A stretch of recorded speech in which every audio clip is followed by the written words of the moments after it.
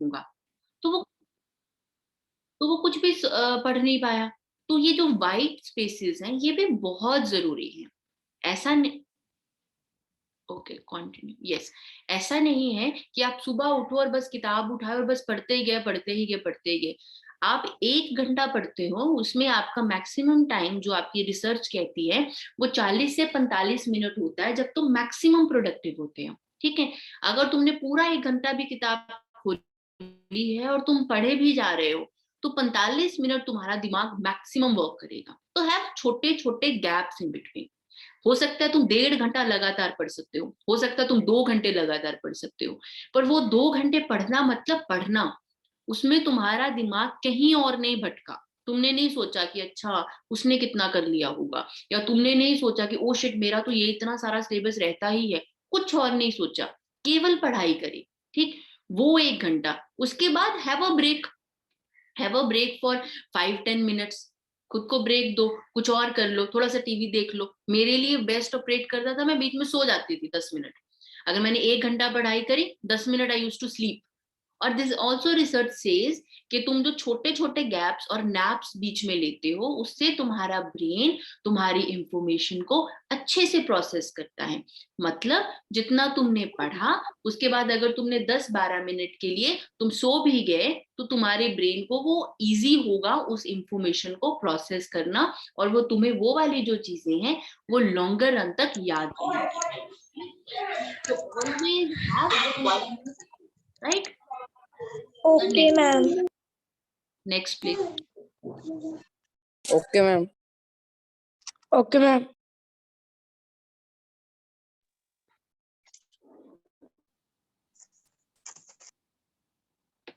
I think sir is muting you people. Okay, you can put it in your chat box. We'll have a discussion. We'll interact. जल्दी से finish करके। Okay, so another point is there is no race. ठीक, बेटा कोई race नहीं है, right, जिसमें तुम भाग रहे हो। तुम सबका अलग अलग पैटर्न है, तुम सबका अलग अलग पोटेंशियल है। ठीक, तुम्हें अपने पोटेंशियल का मैक्सिमम करना है, फोन नहीं करना। Ma'am, your voice is not. My voice is not coming. Sir, am I audible? Ma'am, you're audible. हाँ दीक्षा जी आ रही है आपकी voice. Okay, so there is no race.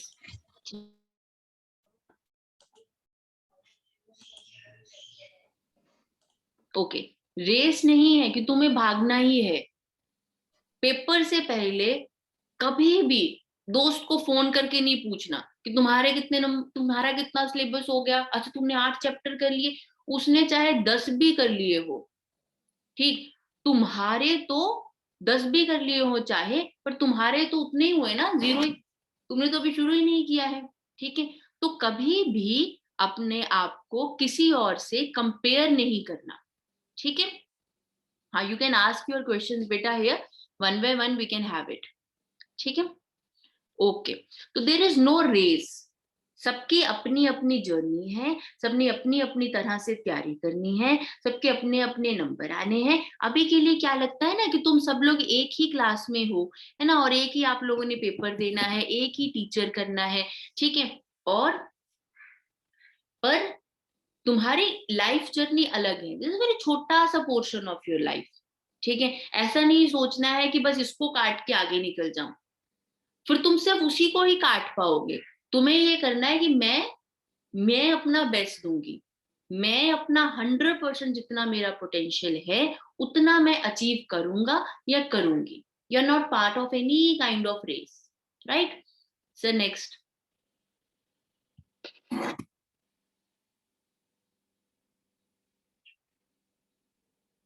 Sir इससे पिछला।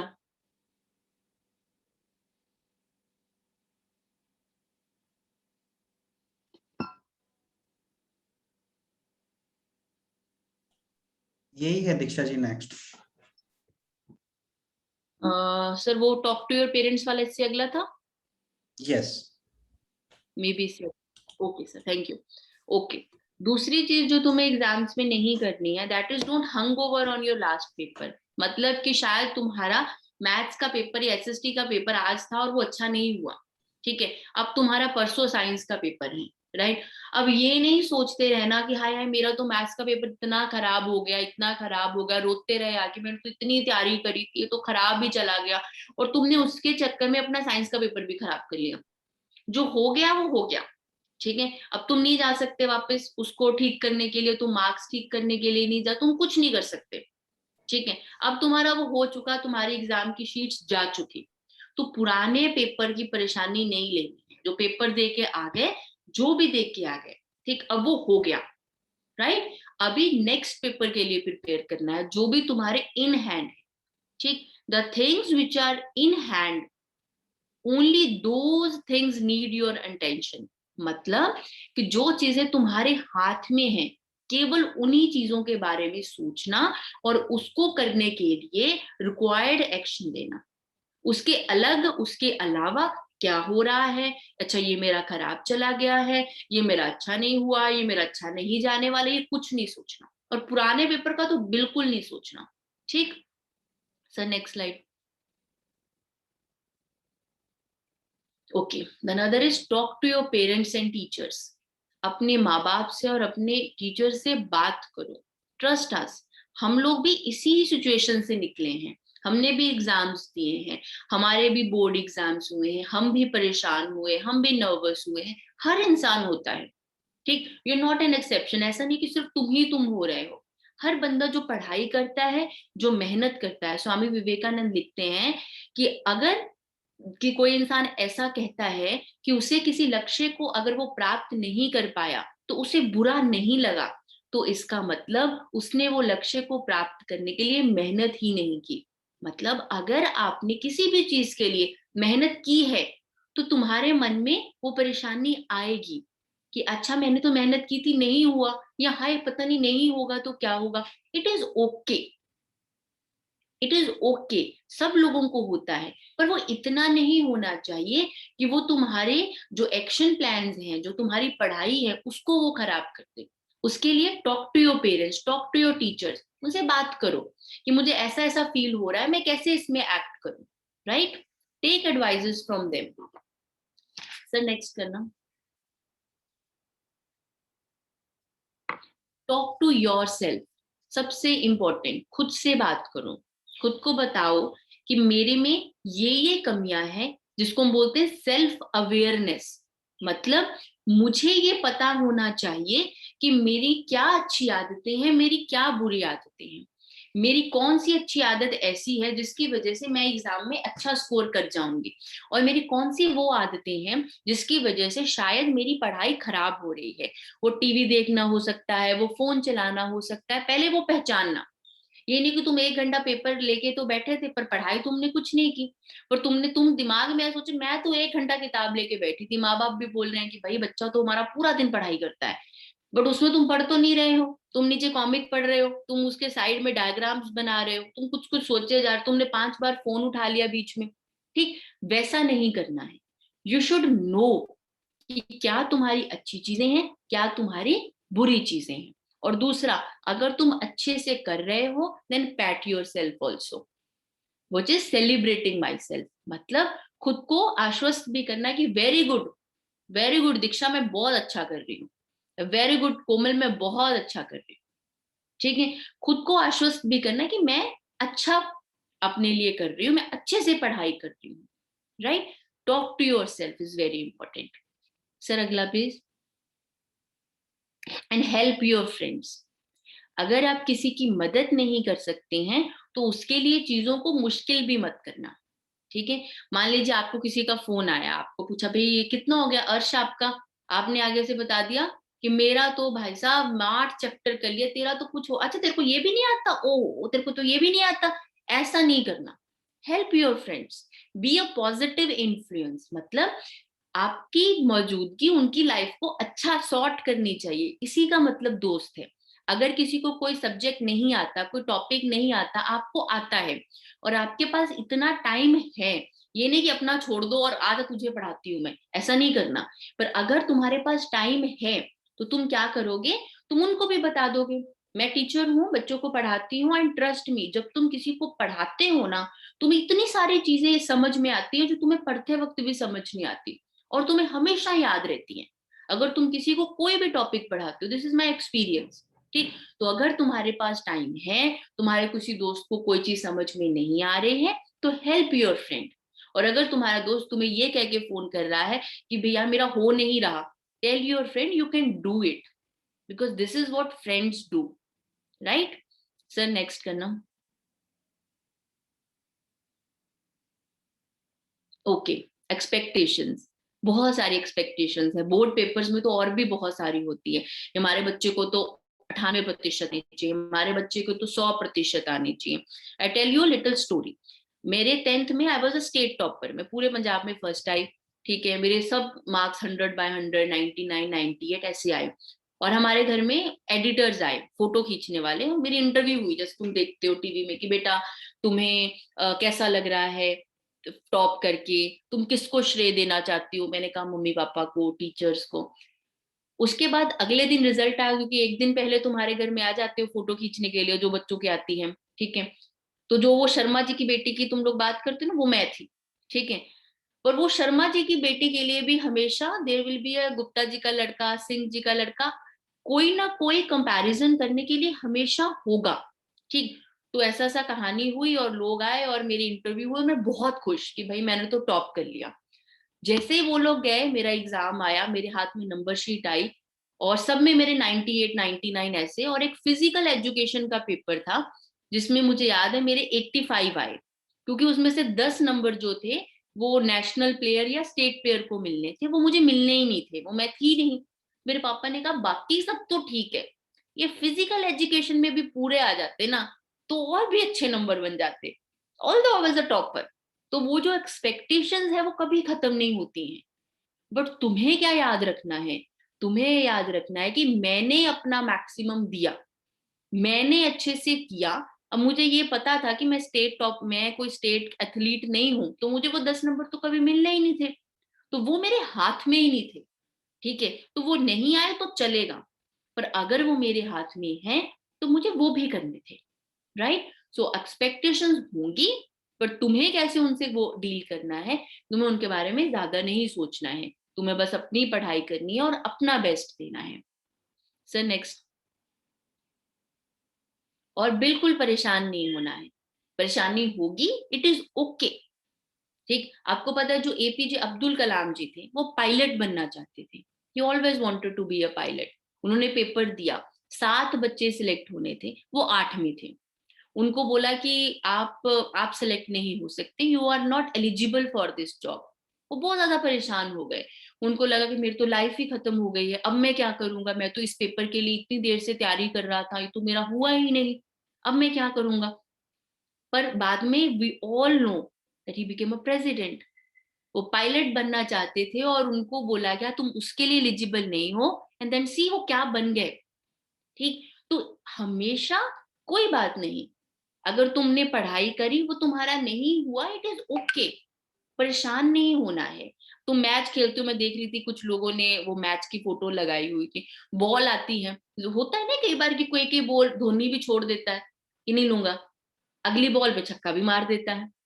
तो वो बॉल्स आएंगी, वो तुम्हारी अपॉर्चुनिटीज हैं कि वो बॉल्स आएंगी, तुम्हें खेलना है उनको, पर इट इज ओके अगर कुछ कुछ बॉल्स तुम्हारी छूट भी जाएंगी तो। इसका मतलब ये नहीं है कि this is end to the world, खत्म नहीं होने वाली दुनिया, इसके बाद भी है।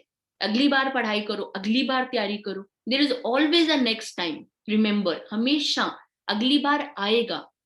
इस बार तुम मेहनत करो, नहीं हुआ अगली बार भी आएगी। तुम कल को कॉम्पिटिटिव एग्जाम्स में बैठोगे, ओके नहीं हुआ, फिर से तैयारी करूंगा, फिर से तैयारी करूंगा, और तुम तैयारी करोगे तो एक दिन होगा, दैट इज फॉर श्योर। तुमने पढ़ाई की है, तुम्हारे अच्छे नंबर आएंगे।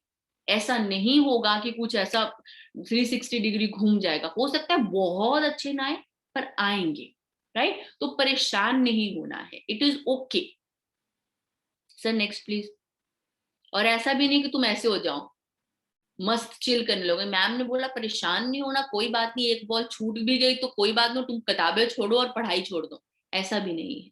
इतना कैजुअल भी नहीं लेना। तुम लोग सुनते ना वो कोट्स कि one paper can not decide your future, और ये सोच के it will decide, one paper will decide कि तुम कौन से कॉलेज में जाओगे, वो कॉलेज विल डिसाइड तुम्हारी प्लेसमेंट कहाँ होगी, ठीक।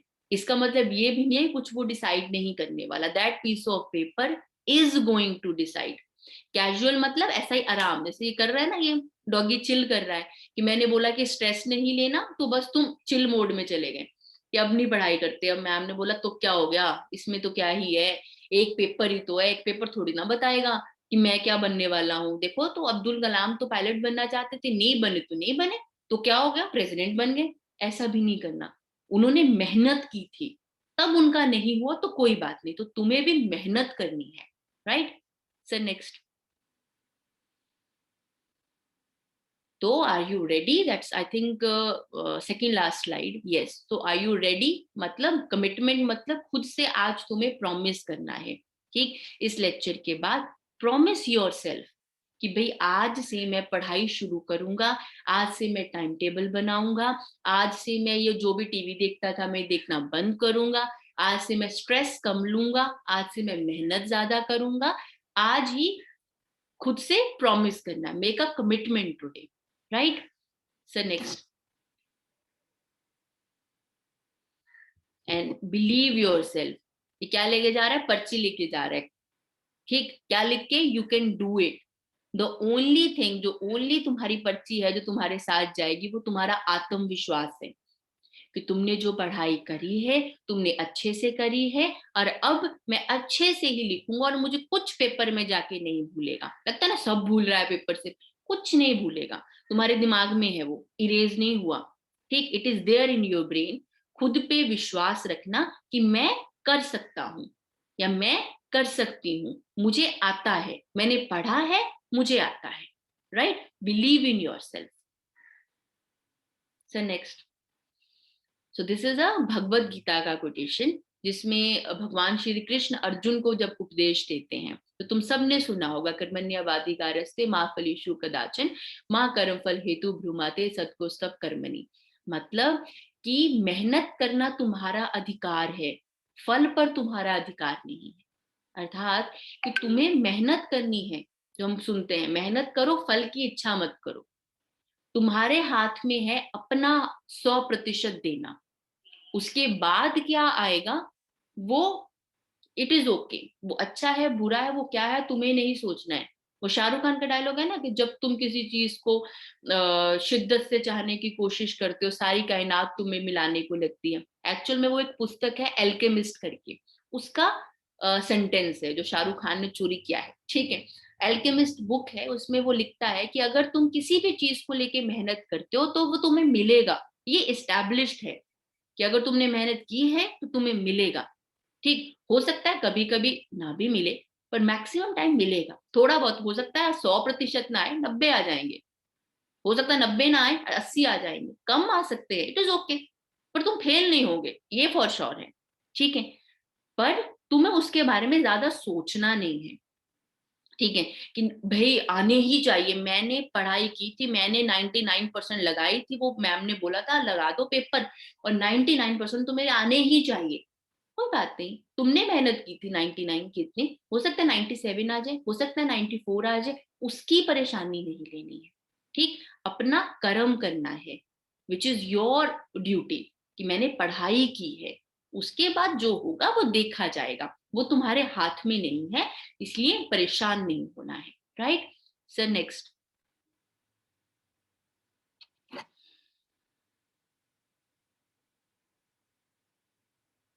Okay, so I'm done with today. Thank you so much. Now you can ask your question.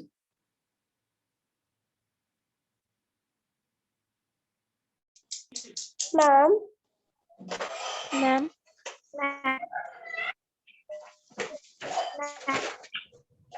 Ma'am ma'am जैसे हमारा अभी डिफिकल्ट सब्जेक्ट मैम हिस्ट्री है मैम, उसमें कैसे हम उसका टाइम टेबल कैसे बनाएंगे? अच्छा, अगर आपको डिफिकल्ट लगता है हिस्ट्री, ठीक है, हिस्ट्री में भी आपकी कुछ कुछ डिफरेंट डिफरेंट पार्ट्स होंगे, है ना।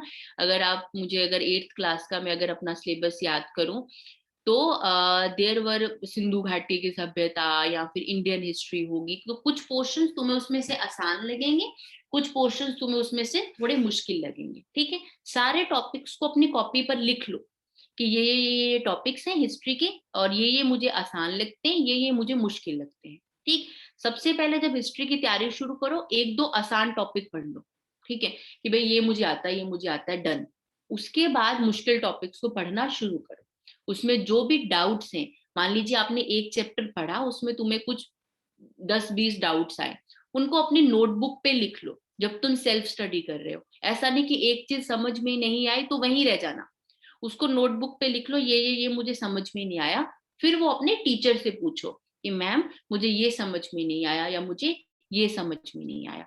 ठीक, उसका प्रॉपर टाइम टेबल बनाओ, उसके टॉपिक्स लिखो उस सब्जेक्ट की निकाल के, जो भी तुम्हारे चैप्टर्स हैं, 12 चैप्टर हैं, 10 चैप्टर, जितने भी तुम्हारे चैप्टर्स हैं, उनमें से ये फिगर आउट करो कि कौन से तुम्हें आसान लगते हैं, कौन से तुम्हें मुश्किल लगते हैं। आसान वालों को खत्म कर दो, ये नहीं कि सारे सिर्फ आसान ही पढ़ लो, मुश्किल के लिए टाइम ना बोले। एक दो आसान पढ़ के फिर मुश्किल कर लिया, फिर एक दो आसान किए, मुश्किल कर लिया। और जो वो मुश्किल है उसमें से अपने डाउट्स बनाओ, जो तुम्हें समझ में नहीं आ रहा अपने टीचर से पूछो, अपने मम्मा पापा से पूछो, और उसको करो। ठीक है मैम मैम जैसे मैम मैम मैथ की फॉर्मूले कैसे याद रखें उसका बता दो। अच्छा, मैथ के फॉर्मूले कैसे याद रखें? मैथ के फॉर्मूले तो ड्राइव करते हैं ना, थोड़े बहुत होते हैं। क्या करो, अपना पूरी मैथ की बुक उठाओ। मैं क्या करती थी, मैथ की बुक उठाई, एक चैप्टर लिया, उसमें जितने फॉर्मूले याद करने वाले हैं ना, उनको कॉपी पे लिख लो, जस्ट राइट इट। अच्छा, इसमें ये फॉर्मूला है, इस थ्योरम में ये फॉर्मूला है, उसको अलग से ही लिख लो।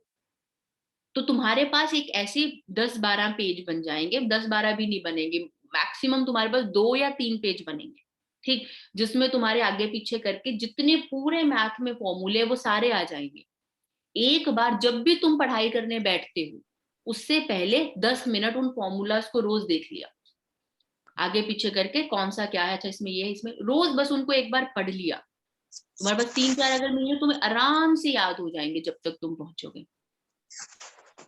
ठीक है, ओके मैम मैम जैसे अभी मैम हमारे मैम है। एक दिन में बेटा मैम दो हमारे दो पेपर। आई थिंक 2 जन बोल रहे हैं, तो मुझे आवाज समझ में नहीं आ रही।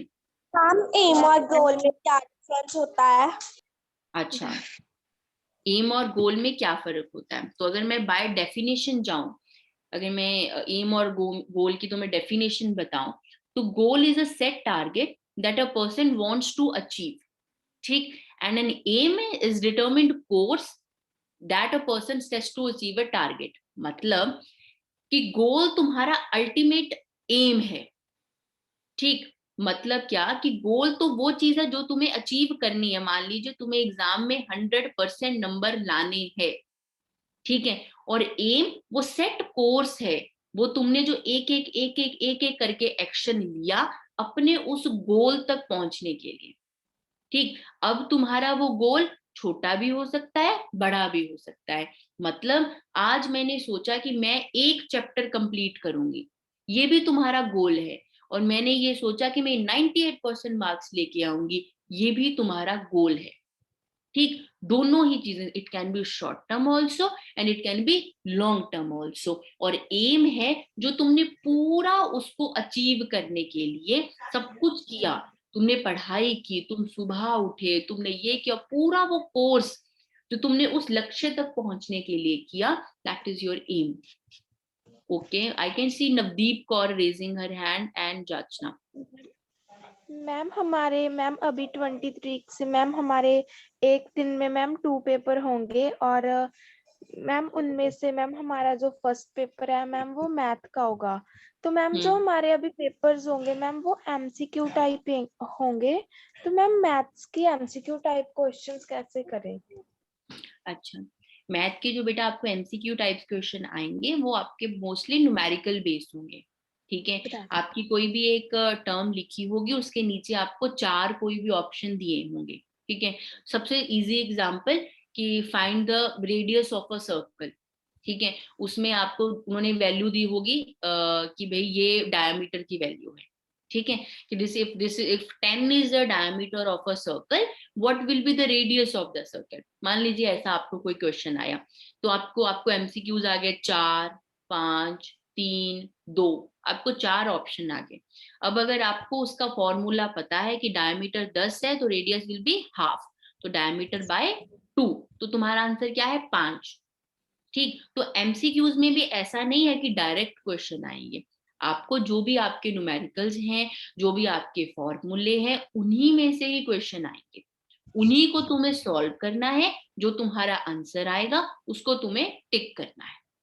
ठीक, पैटर्न तुम्हारा वही रहेगा, बस तुम सब्जेक्टिव में क्या करते हो, तुम पूरा लिख के आते हो, तुम पूरा फॉर्मूला लिखते हो कि radius is equal to diameter by 2, 10 by 2, 5 centimetre.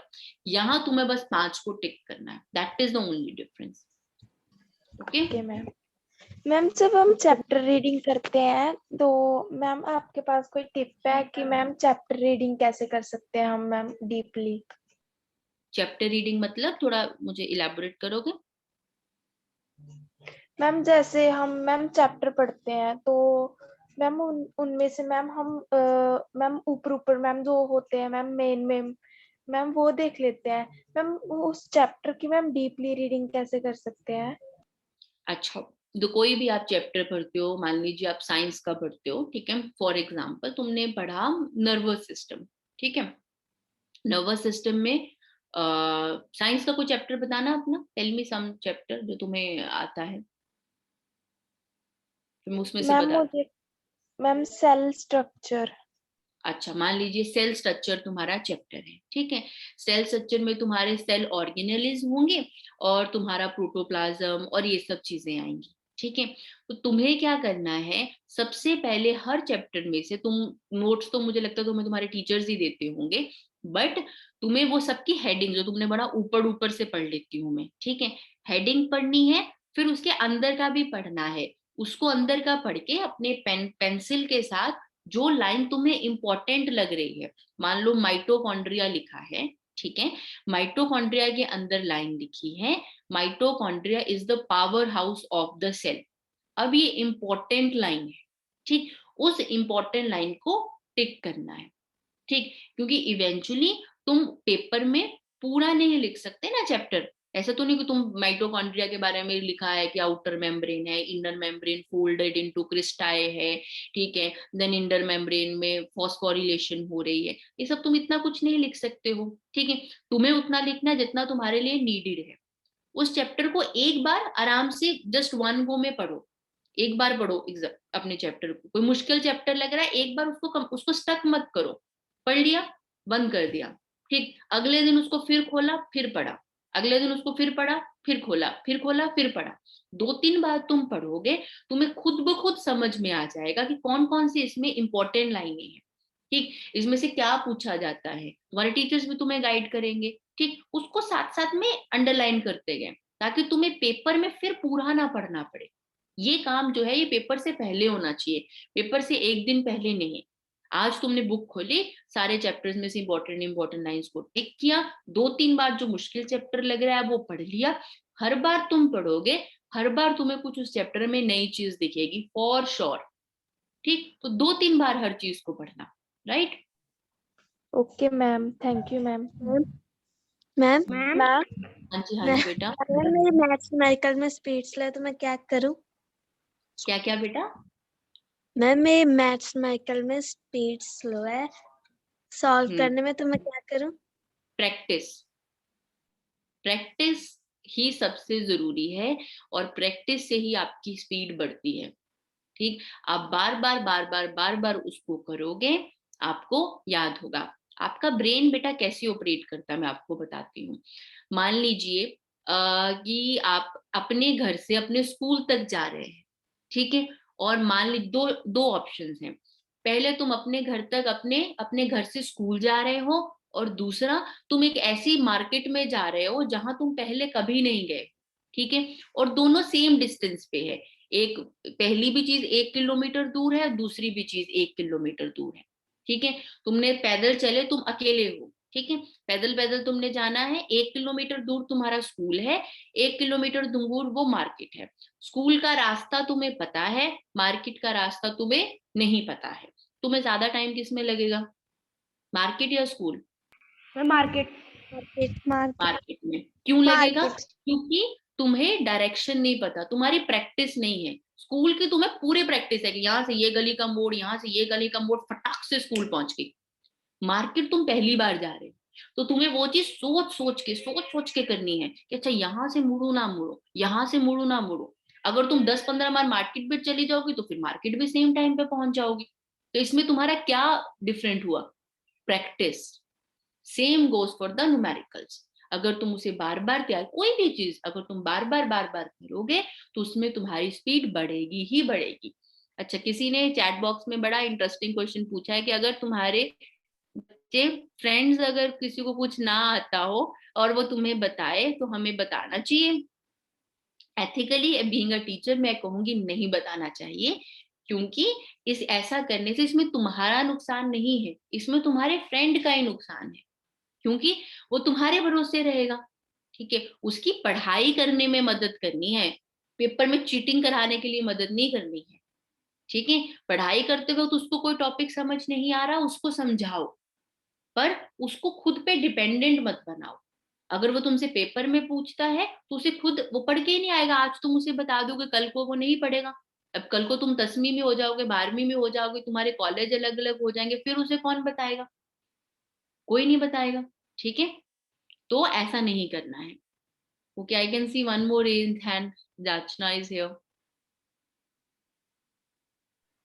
Ma'am मुझे ना मैथ सब्जेक्ट बहुत टफ लगता है, तो मैम मैं इसका टाइम टेबल कैसे बनाऊं? मैथ्स एक तो चीज वही करो जो मैंने अभी अभी आपको बताई, कि जितने भी बेटा आपके न्यूमेरिकल्स के फॉर्मूला है ना, उनको एक बार लिख लो। ठीक है, तुम्हें वो फॉर्मूला याद रहेंगे, 2-3 पेजेस में उन फॉर्मूला को जस्ट राइट देम डाउन, और उसके बाद उस अकॉर्डिंगली उसको रोज एक एक बार पढ़ते जाओ। दूसरी चीज आप क्या कर सकते हो कि मान लीजिए आपने आज फर्स्ट चैप्टर पढ़ा और कल आप सेकेंड चैप्टर पढ़ने वाले हैं, तो फर्स्ट चैप्टर को एक नजर में बस 10 मिनट देख लो कि अच्छा मैंने कल ये पढ़ा था। उससे तुम्हारी मेमोरी स्ट्रांग हो जाएगी उस चैप्टर को लेके।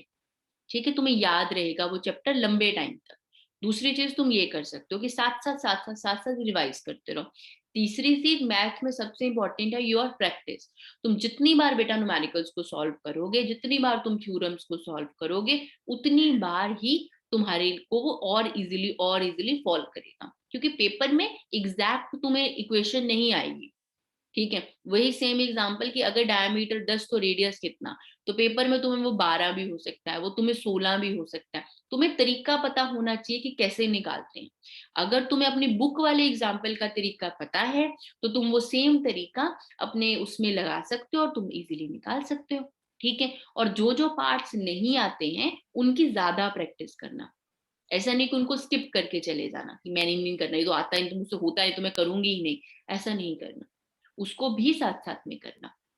राइट मैम मैम हाँ जी बेटा। मैम मैम मैम मुझे ना फॉर्मूला को मैं फॉर्मूलाज को लिखना, यानी कि मैम फॉर्मूला बुक तैयार करना, जैसे फॉर्मूलाज लिखे होते हैं इसमें। हाँ, फॉर्मूला बुक में तो ऐसा होगा ना कि कई बार क्या होता है वो अपनी लैंग्वेज में लिखते हैं तो वो तुम्हारे लिए अलग से बुक हो जाती है। ठीक है, अगर तुम अपने हाथ से लिखोगे, अगर तुम अपने हैंड रिटन तुम्हारे पास नोट्स होंगे, तो तुम्हें वो याद रहेंगे कि ये मैंने क्यों लिखा था। ठीक, कई बार क्या होता है तुम्हें एग्जैक्ट फॉर्मूला तुम रटना इज वेरी मुश्किल। ठीक है, तुम्हें पता है कि अच्छा ये ऐसे ड्राइव हो तो छोटा छोटा करके लिख लेना कि सर इसको ऐसे निकालते हैं, अपने अकॉर्डिंगली लिखना। बनाना वही है फॉर्मूला बुक ही, पर अपने अकॉर्डिंगली, जो तुम्हें याद है, जो तुम्हारी बुक में है, उस अकॉर्डिंगली। एंड मैम मुझे ना 4 साइंस मिनट। बहुत टफ हाँ लगता जी, हाँ जी बेटा। है। मैम मुझे साइंस भी बहुत टफ लगता है। अच्छा, तुम्हें साइंस टफ लगता है? साइंस में क्या टफ लगता है? Botany, zoology, what do you find tough? Ma'am जब ना कोई टेस्ट होता है ना, तो मुझे ना क्वेश्चन आंसर ही नहीं रीड होता है। क्वेश्चन आंसर रीड नहीं होते मतलब? मुझे वो याद ही नहीं होते, मैं याद करूँ ना तो मुझे याद ही नहीं होते वो। वैसे कि मैम सभी साइंस। सब्जेक्ट में होता है। बोलो बोलो। मैम जैसे इंग्लिश है हम्म और कोई भी सब्जेक्ट वो मुझे अच्छे से याद हो जाता है मैम, लेकिन साइंस का नहीं टेस्ट याद होता मुझे। तो इसका कारण ये है कि साइंस को आपको समझना है, साइंस में कुछ याद करने वाला नहीं है एक्चुअल में, ठीक है। साइंस समझने का सब्जेक्ट है, ठीक है। आपके अराउंड ही साइंस हो रही है रोजमर्रा की जिंदगी में भी, ठीक है। तुम्हें बस उसको अगर लिखा है वहां पे फोटोसिंथेसिस, तो तुम्हें याद नहीं करना है कि green plants will absorb the sunlight and then with the help of the carbon dioxide and the water they will form the food, ठीक। तुम्हें समझना है कि अच्छा ये हरे जो पौधे होते हैं ये अपना खाना खुद बना सकते हैं, ठीक। तो तुम्हारी पहली लाइन बन जाएगी green plants can make their own food. तुम्हें समझना है किस किस चीज का इस्तेमाल करते हैं, अच्छा ये कार्बन डाइऑक्साइड ले लेते हैं वातावरण से और पानी ले लेते हैं और दोनों को जोड़ के ये खाना बनाते हैं, ठीक है। और इसके लिए इनको सूरज चाहिए, क्योंकि तुम देखते हो कि पौधे सूरज की प्रेजेंस में ग्रो करते, तुम अंदर पौधे को रख देते हो वो मर जाते हैं, क्यों मर जाते हो, क्योंकि वो खाना नहीं बना पाते हैं। तो तुम्हें समझ के करना है, जिस दिन तुम समझ के करोगे तुम्हें कभी नहीं भूलेगा, कभी भी नहीं भूलेगा, तुम कितने भी बड़े हो जाओगे तुम्हें याद रहेगा। तो साइंस को understand it first and then remember it, right. Ma'am ma'am ma'am हाँ जी मैम मुझे इंग्लिश मैम मैम मुझे छोटे वाले क्वेश्चन कभी नहीं याद होते मैम, लेकिन मुझे बड़े वाले हो जाते हैं मैम। छोटे वाले क्वेश्चन कैसे याद करें? अच्छा, जो छोटे वाले 1-2 नंबर के क्वेश्चन होते हैं वो आपको याद नहीं होते हैं और बड़े वाले क्वेश्चन आपको याद हो जाते हैं। उसका कारण ये हो सकता है बेटा कि आपको बड़े वाले क्वेश्चन तो समझ में आ जाते हैं, पर छोटे वाले क्वेश्चन तुम एज इट इज उसकी लाइन की लाइन याद करने की कोशिश करती हो, ठीक है। कि अगर वहां पे लिखा है कि with the help of photosynthesis plants make food, बस तुम वो पूरी लाइन रट रही हो, with the help of photosynthesis plant make food, with the help of photosynthesis plant make food, तो तुम्हारी वो एक लाइन गई तो तुम्हारा पूरा क्वेश्चन गया, एक वर्ड गया तुम सब याद भूल गया, ठीक है। तुम ये सोच के उसको याद नहीं कर रही हो कि वो छोटा क्वेश्चन बड़े प्रश्न का ही पार्ट है, तुमने वो बड़ा क्वेश्चन पढ़ा हुआ है, तुम्हें वो आता है, उसी में से तुम्हें छोटा क्वेश्चन निकालना है, ठीक है। अगर पूरी प्रोसेस व्हाट इज फोटोसिंथेसिस लिखा है, ठीक है, तो तुम उसको पूरा एक्सप्लेन कर रही हो ग्रीन प्लांट ये और छोटे क्वेश्चन में तुम्हें क्वेश्चन आया है हु परफॉर्म फोटोसिंथेसिस, ठीक, तो तुम्हें उसका आंसर नहीं पता है, तो आंसर क्या है उसका, ग्रीन प्लांट्स।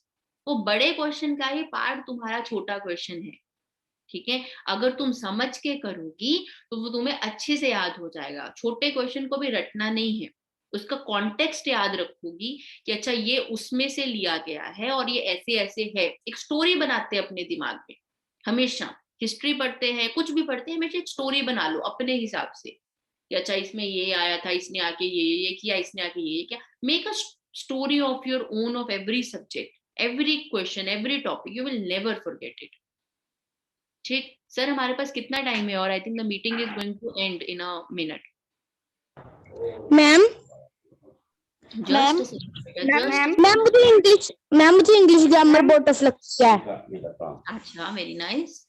मैम मुझे how to fast English grammar कैसे करें वो टफ लगती है।